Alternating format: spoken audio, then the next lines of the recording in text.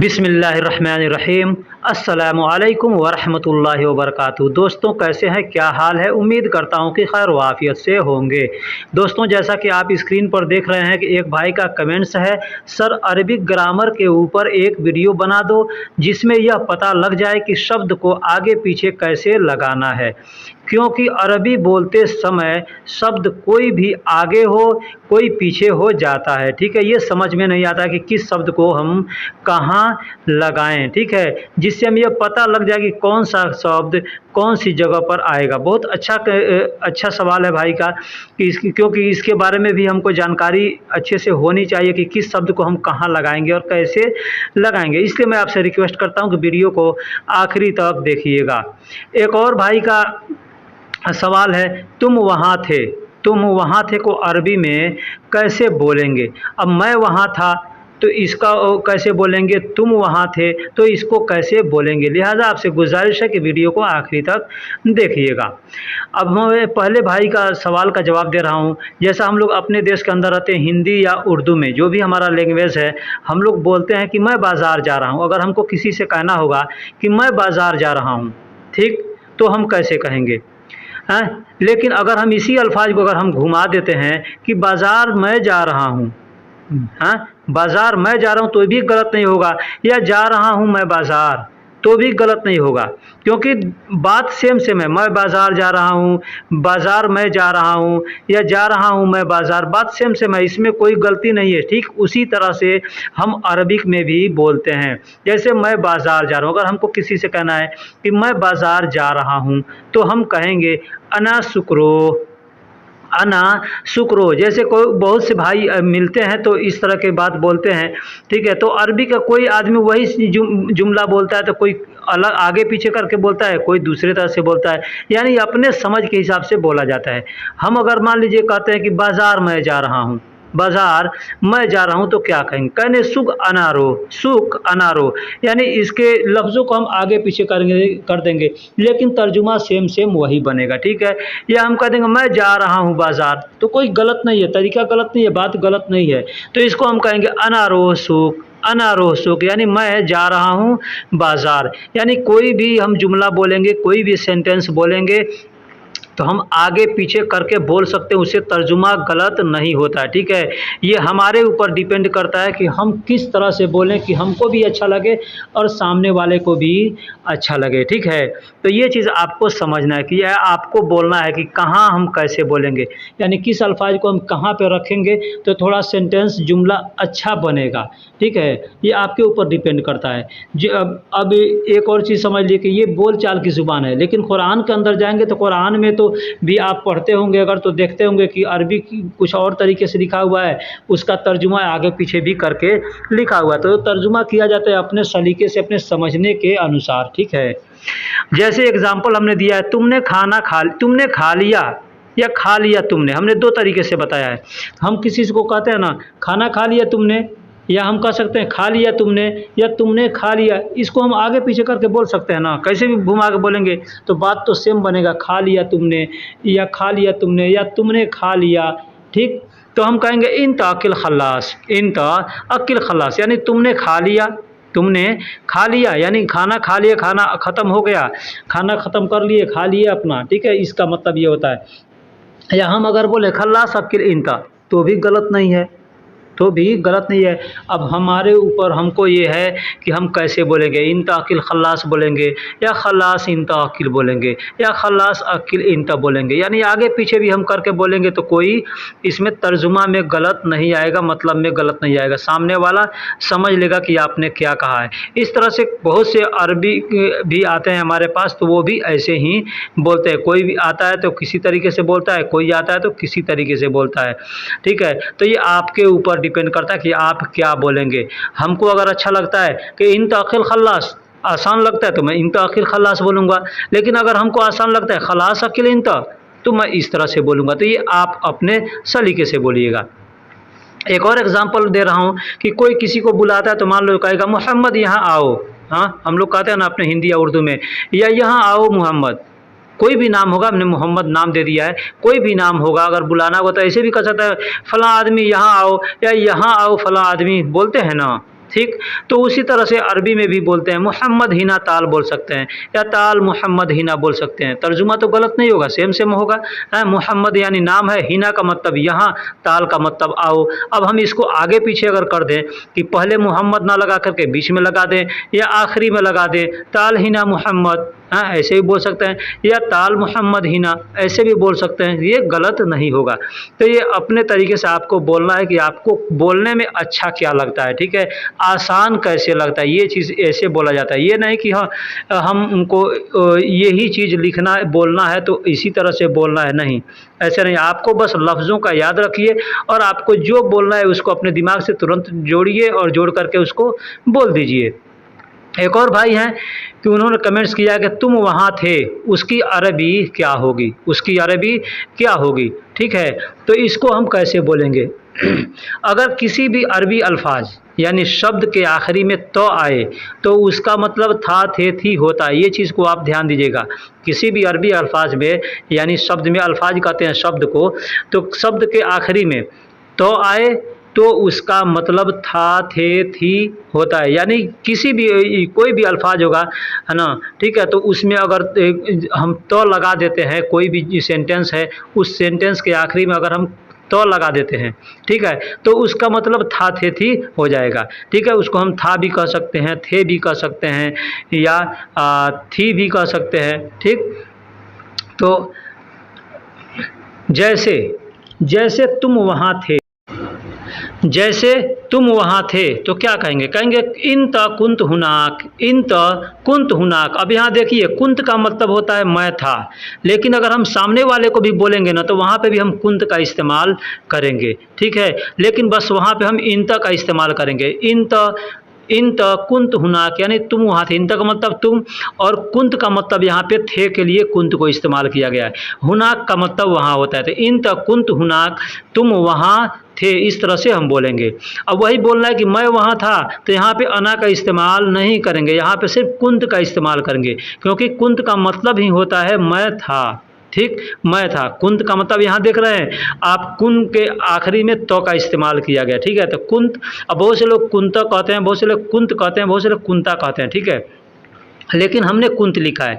तो कुंत हुनाक यानी मैं वहाँ था। अब वही दूसरे को कहना है, सामने वाले को कहना है, तो उसको कहेंगे अंत कुंत हुनाक यानी तुम वहाँ थे। इसका इस तरह से अरबी होगा, इंत कुंत हुनाक। अब इसको बोल सकते हैं कुंत इंत हुनाक, आगे पीछे भी करके बोला जा सकता है, ठीक। मैं मदरसा जा रहा था। अब एक और एग्जाम्पल मैं यहाँ पे दे रहा हूँ कि मैं मदरसा जा रहा था। मैं मदरसा जा रहा था तो कैसे बोलेंगे? अना रोह। ऐसे हम अगर मैं मदरसा जा रहा हूँ तो कहेंगे अना रोह मदरसा, ठीक।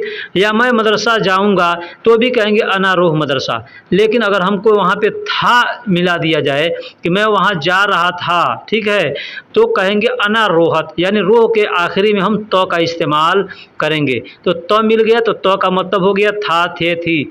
अब यहाँ पे मैं जा रही थी या मैं जा रहा था, यही अगर लड़की बोलेगी तो मैं जा रही थी, लड़का बोलेगा तो मैं जा रहा था। तो मैं मदरसा जा रहा था, अना रोहत मदरसा, अना रोहत मदरसा, इस तरह से बोल सकते हैं।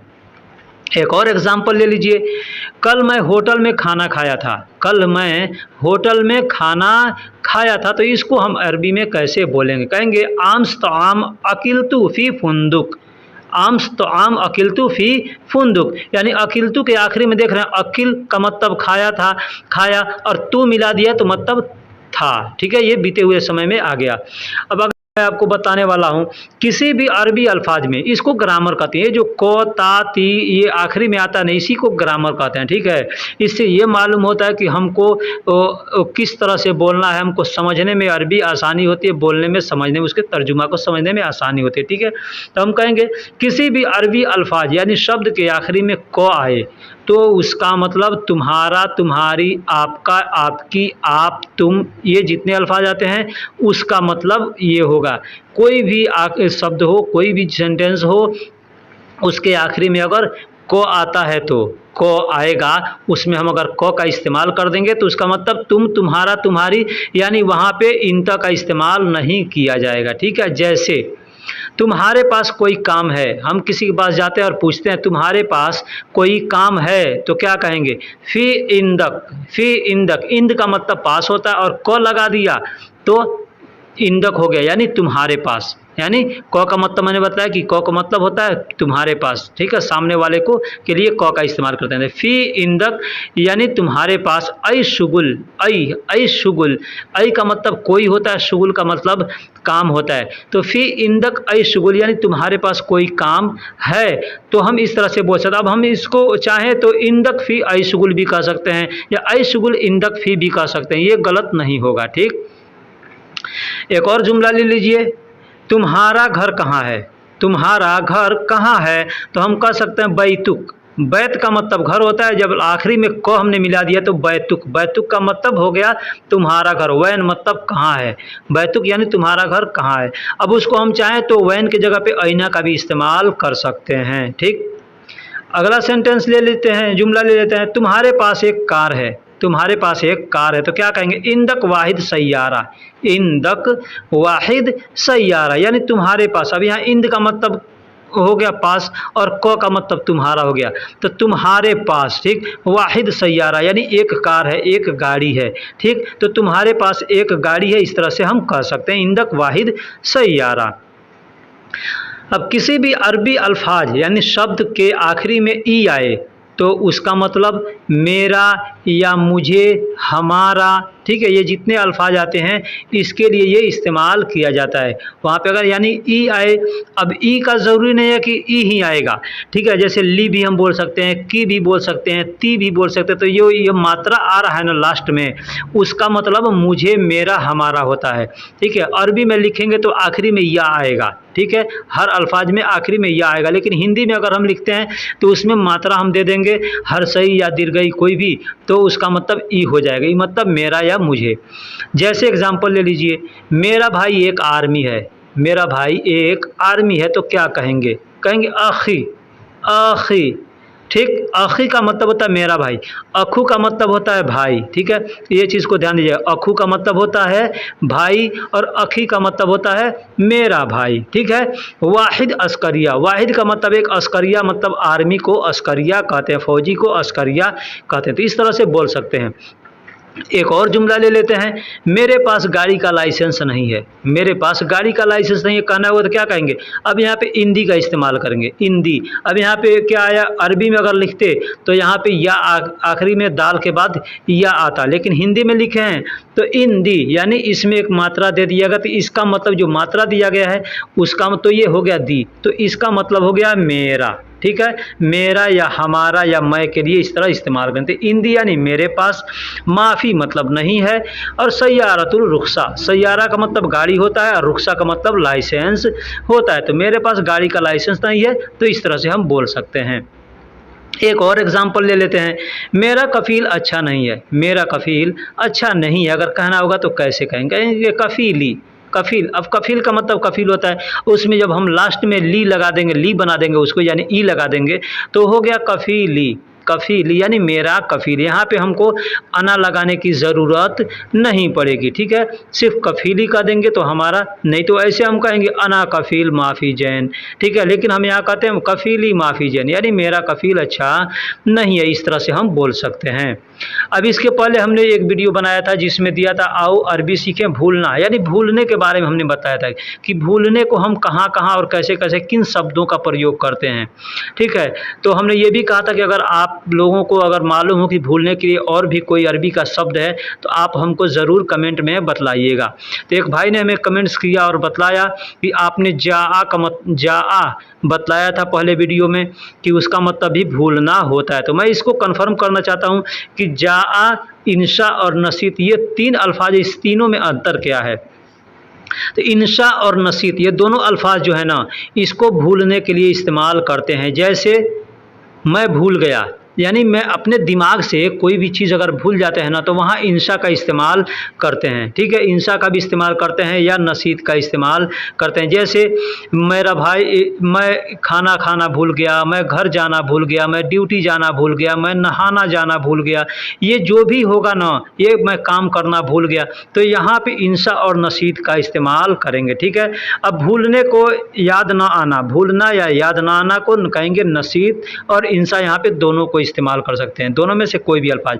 अब हमारा कोई सामान खो जाता है, उसको भी हम कहते हैं मेरा सामान भूल गया, कहते हैं ना, तो उस भूलने को जा आ कहते हैं, उस भूलने को जा आ कहते हैं। अपन लोग अपने देश के अंदर हिंदी या उर्दू बोलते हैं, उसमें जाया कहते हैं ना, जाया जाया मतलब ये सामान नुकसान हो गया, तो उसी को जा आ कहते हैं। जा आ यानी खो जाना, कोई सामान खो गया तो जा आ कहेंगे। जैसे एग्जाम्पल ले लीजिए, आज मैं खाना लाना भूल गया। ठीक, तो अलयौम इंशा जिब्त आम, अलयौम इंशा जिब्त आम या नसीत, यानी मैं खाना लाना भूल गया, यानी अपने दिमाग से भूलते हैं तो वहाँ पे जिब, वहाँ पे इंशा या नसीत का इस्तेमाल करेंगे।